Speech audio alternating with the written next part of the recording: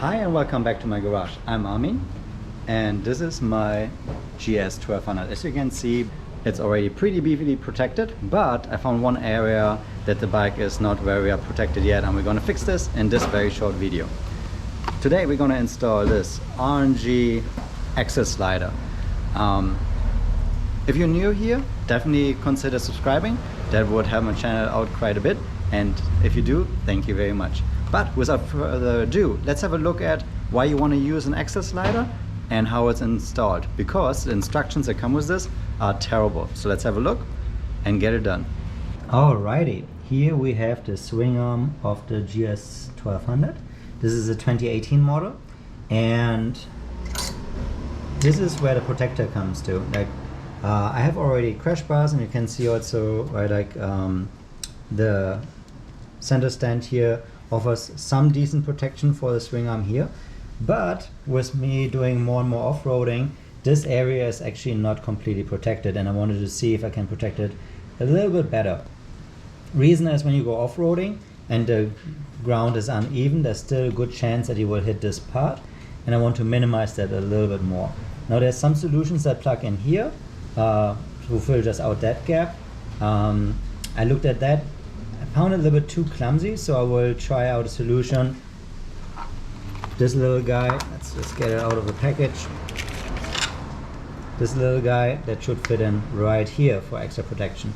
The reason I want this is, if I get really close, I already got some scratches here from falling off the bike in some challenging off-road conditions, and as I want to challenge myself more but not damage the swing arm, gonna add a little bit of protection here, and the hope is that it stands out fast enough that if this area touches the ground, that there's some more protection.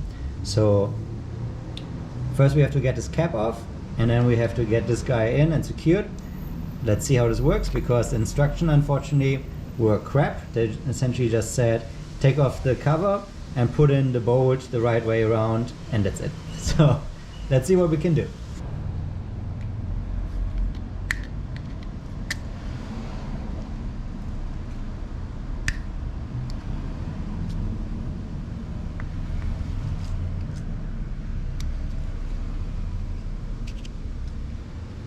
So yeah, just get a flathead, try to get it in here without scratching anything, and then take it out. So this part comes out, you see, just held in like so. So pretty easy to remove. And behind that we have actually some grease and a bolt. All right.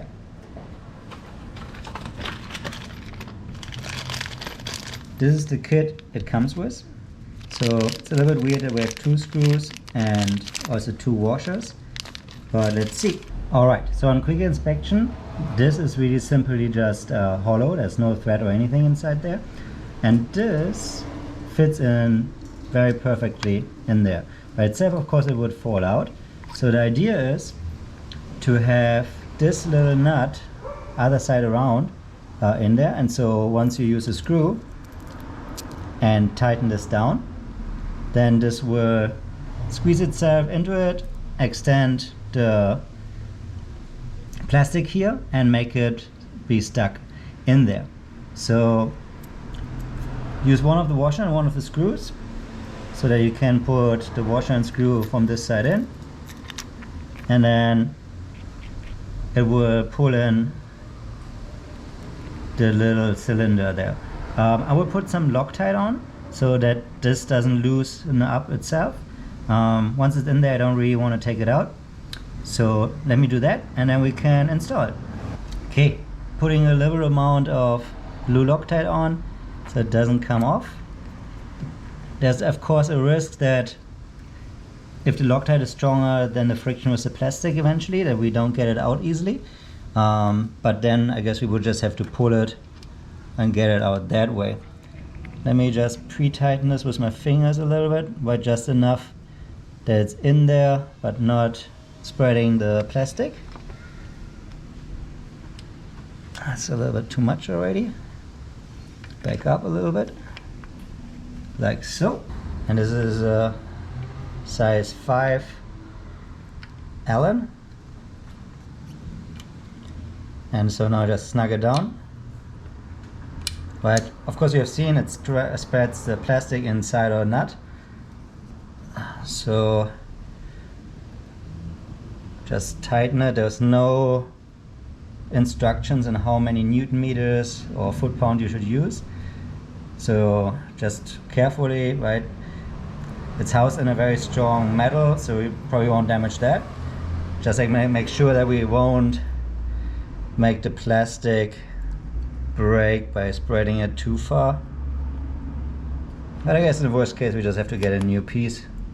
Not the end of the world. Let's see, can we still rotate this? Let me just back it up a little bit to align the R&G.